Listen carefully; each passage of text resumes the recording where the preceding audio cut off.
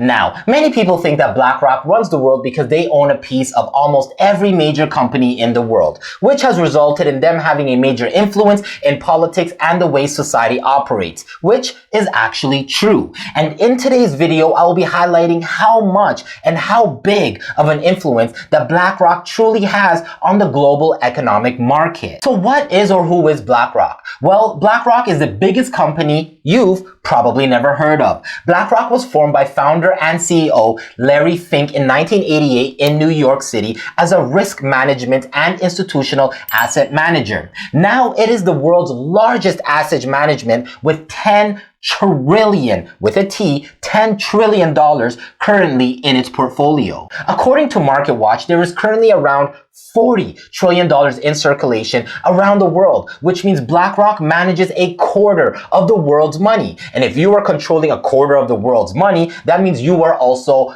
controlling the world. And to control the world, you need to have control of where people get their news and information from. So, who controls the corporations who control our news? Take a guess.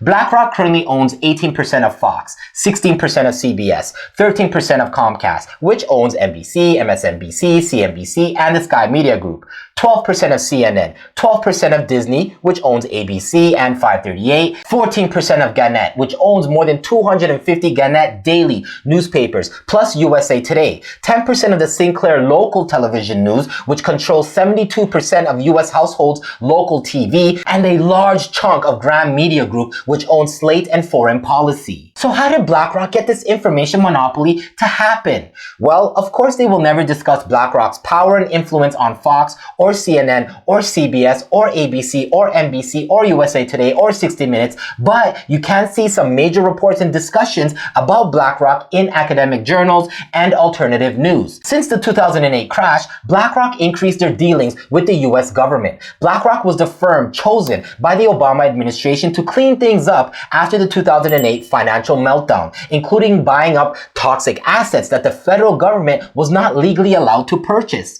And more recently, BlackRock executives were the ones who proposed an economic reset that went into effect in 2020. You remember the saying, global reset or economic reset, during COVID times? Well, it was BlackRock who not only proposed the reset, but they were also the ones that created and framed the plan. BlackRock had proposed this economic reset back in 2019, but COVID created the perfect opportunity for this change. Seems a little suspicious. And if you are thinking what I am thinking, I will be posting a video that shows the connection between BlackRock and the COVID outbreak. So make sure you are subscribed and notified to get notice of when the video drops. Now, many of you probably also think that elections matter when it comes to who to vote for. But it really doesn't, as it doesn't matter who the president or prime minister is, but instead the individuals who are behind the scenes.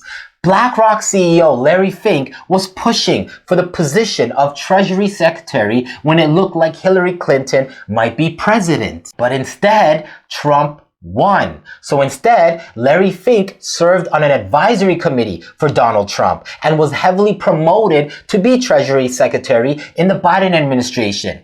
Even though Fink was not promoted to Treasury Secretary when Biden became president, he definitely made sure that his BlackRock team was in the White House. Fink's former chief of staff at BlackRock, Adewale Wale Adeyemo, is now Deputy Secretary of the U.S. Treasury. Former BlackRock executive Brian Deese is Biden's top economic advisor, and former BlackRock executive Michael Pyle serves as chief economic advisor to Vice President Kamala Harris. So, as you can see, BlackRock not only has its hands in companies and corporations, but also in government and policy making, and the policies always favors BlackRock.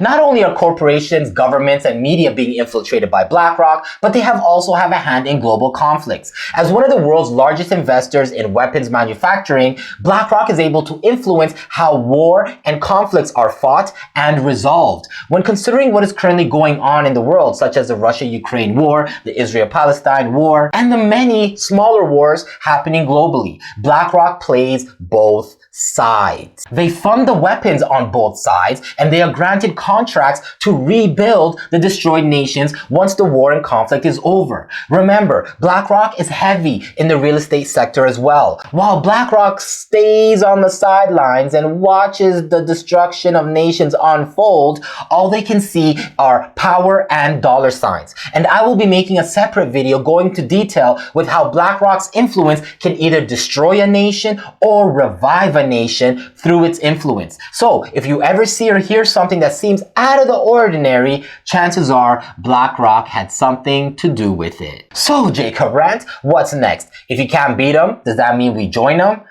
Well, my awesome people, I am sure many of us would love to be part of the BlackRock team. However, like many other asset management funds, it is a very tight-knit, closed off type of membership. Anyone watching this video right now will never be a part of the BlackRock family. Yes, you can work for them maybe as a door person or mailroom secretary or something like that, but you won't be part of that small group of people at the management level that handle the money, the assets, or the clients. We are living in a time of oligarchy, and it is naive to think that the global society can exist without being influenced and affected by a small few people. Until now, many people barely knew BlackRock existed, and until recently, people are realizing that COVID did not come from eating bats.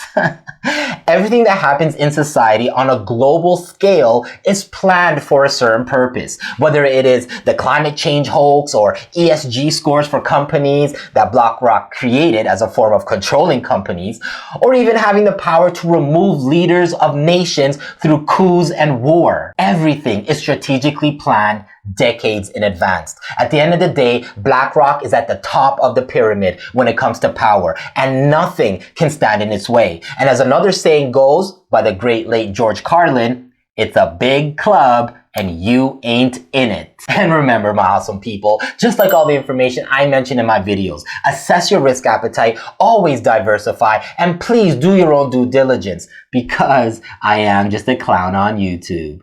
Stay ranting.